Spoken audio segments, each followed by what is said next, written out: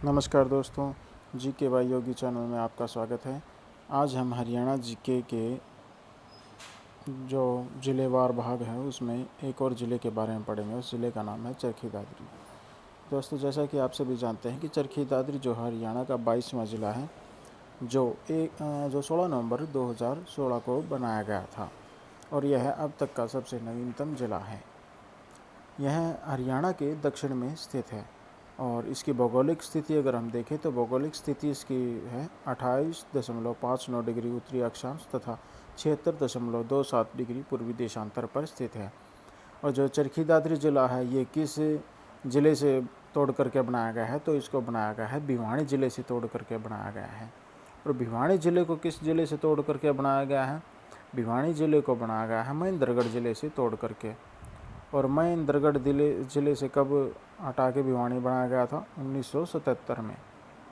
महेंद्रगढ़ से दादरी को निकाल करके कहाँ किया गया था? भिवानी में। और भिवानी से इसको 16 नवंबर 2016 को अलग कर दिया गया और चरखी दादरी एक नया ज़िला बना दिया गया।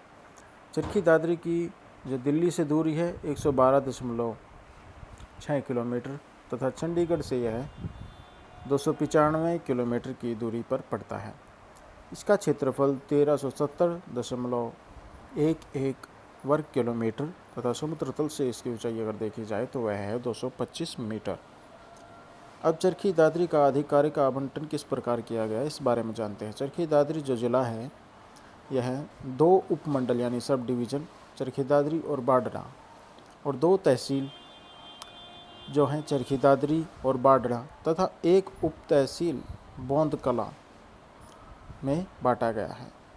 अब हमने जब भिवानी के बारे में पढ़ा था तो भिवानी में हमने एक बात नोट की थी, वो ये थी कि कैसे भिवानी ज़िले से चरखी दादरी, बाडड़ा और बोंद कला हैं उप तहसील उसको अलग किया गया था और इन सबको मिला करके क्या बना दिया गया था? चरखी दादरी। अब चरखी दादरी एक विधानसभा क्षेत्र है, तो यहाँ से विधायक कौन है? सोमवीर, और वो एक निर्दलीय विधायक हैं। अब बात करते हैं जो चरखी दादरी है वहाँ के लिंगानुपात की। चरखी दादरी का लिंगानुपात 881 महिलाएं प्रति 1000 पुरुष हैं तथा अगर शिक्षा की बात करें तो साक्षरता दर यहाँ की 83.67% है। अब तक चरखी दादरी में 174 गांव सूचीबद्ध किए गए हैं, यानी कि 174 गांव चरखी दादरी के अंदर अभी तक आते हैं। और यहाँ की जनसंख्या अगर देखी जाए तो 2001 में जनसंख्या 44,892 की थी, जो बढ़ करके 2011 में 56,337 हो गई। और इसी के साथ अगर हम शिक्षा की दर को, साक्षरता दर को लेकर चलते हैं तो साक्षरता दर 2001 में 70% थी और जो 2011 में बढ़ करके 83.67% हो गई है। अब बात करते हैं चरखी दादरी की जो स्थापना की गई थी वो किसके द्वारा की गई थी? चरखी दादरी की स्थापना यहाँ के क्षेत्र के राजपूत बिल्हान चौहान राजपूत जो थे, बिल्हान सिंह, उनके द्वारा की गई थी। और कब की गई थी? 14वीं शताब्दी में की गई थी। अब चलते हैं आगे। तो दादरी का नाम कैसे पड़ा? तो दादरी जो है दादर झील के कारण इसका नाम पड़ा। और दादुर जो एक शब्द है, दादुर संस्कृत का शब्द है और इसका जो अनुवाद होता है, संस्कृत अनुवाद अगर हम हिंदी अनुवाद करते हैं तो उसका मतलब होता है मेंढक। दादुर जो झील थी वो दादुर से भरी हुई थी, यानी कि एक झील जो दादुर से भरी हुई थी यानी कि मेंढकों से भरी हुई थी, तो उसका नाम क्या रख दिया? दादर झील। और इसी दादर झील के नाम पे यहाँ का नाम दादरी हो गया। अब दादरी के बारे में तो पता चला हमें, लेकिन एक बात और भी है दादरी के बारे में। वो क्या? दादरी के बारे में दूसरी बात ये है कि 1857 में जो विद्रोह हुआ था तो उसी समय यहाँ एक प्रजामंडल विद्रोह उत्पन्न हुआ, वो भी अंग्रेज़ों के खिलाफ ही था। तो इसमें चरखी गांव जो है यहाँ का नज़दीकी गांव दादरी का, वहाँ से जो वहाँ के युवा हैं और जो जनसंख्या, काफ़ी जनसंख्या ने उस आंदोलन में भाग लिया। इस करके अंग्रेज़ों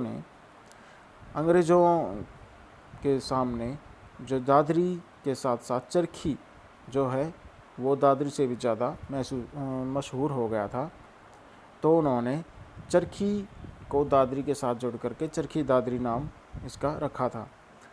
उसके बाद एक और जो बात है जो चरखी दादरी के बारे में है, उसके नाम के बारे में, वो यह है कि रामकृष्ण डालमिया जो थे, रामकृष्ण डालमिया, उन्होंने जो डालमिया ग्रुप के संस्थापक थे, तो उन्होंने यहाँ एक सीमेंट फैक्ट्री लगाई थी। कब लगाई थी सीमेंट फैक्ट्री? 1939 में लगाई थी। सीमेंट फैक्ट्री जो लगाई थी यहाँ पर 1939 में लगाई गई थी। और उस करके यहाँ जब राज किसका हुआ करता था, जींद जो था एक अलग राज्य बनाया जा चुका था। किसके द्वारा? अंग्रेज़ों के द्वारा, क्योंकि अंग्रेज़ों का काल था तो उन्होंने जींद राज्य अलग बना रखा था। तो जींद राज्य के जो सीएम थे तो वो कौन थे? गंगाराम कौल। और गंगाराम कौल ने क्या किया?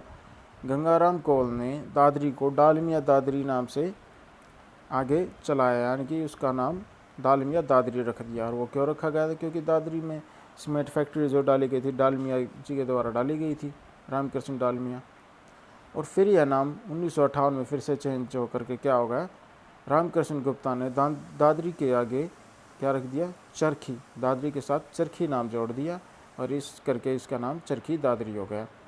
अब बात चलती है जो सीमेंट का कारखाना लगाया गया था उसका अधिग्रहण किया गया। कब किया गया? 1982 में। 1981 में जो था इसका एक्ट यानी कि कानून पास किया गया और 1982 में हरियाणा सरकार के द्वारा इसको अपने अधिग्रहण में ले लिया गया, यानी सरकार ने इस पर कंट्रोल कर लिया। तब इसकी जो क्षमता थी कितनी थी? 1,74,000 टन जो सीमेंट है प्रति वर्ष, इतना उत्पादन इससे किया जा सकता था। और इस प्लांट को 1996 में बंद कर दिया गया। यह प्लांट 198 एकड़ ज़मीन पर फैला हुआ था। अब इससे आगे चलते हैं तो रामकृष्ण डालमिया ने डालमिया दादरी सीमेंट लिमिटेड, जिसके बारे में मैंने बताया था, इस नाम से प्रसिद्ध एक सीमेंट फैक्ट्री लगाई थी जो 26 मई 1938 में लगाई गई थी, जिसका अधिग्रहण 1981 एक्ट के अंडर जो मैंने बताया था 1982 में सरकार द्वारा कर लिया गया था। इसके बाद आगे चलते हैं तो आता है कि पहला सौर ऊर्जा उत्पादक गांव कौन सा है? वह है नांदा गांव। और ये कहाँ पड़ता है? बाढ़ड़ा। बाढ़ड़ा कहाँ है? बाढ़ड़ा है एक उप तहसील, ठीक है, किसकी?